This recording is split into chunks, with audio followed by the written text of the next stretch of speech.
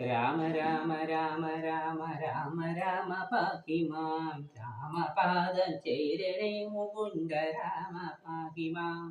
എടാ രാഘവാ, ഈ എന്റെ കുഴമ്പ് കൊണ്ടുവന്നാടാ.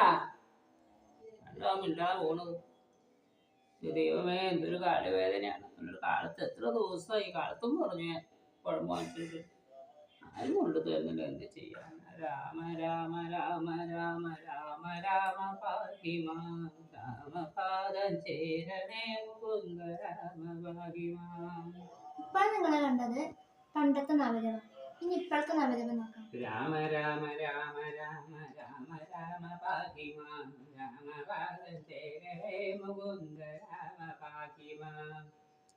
ശാരദേ, ആ TV ഒന്ന് വെക്കടി. ഓ പാവ ശാലിനി, ആ സത്യഭാമ അവളെ അകത്ത് കയറ്റിയാവോ. ദൈവമേ, കഷ്ടം.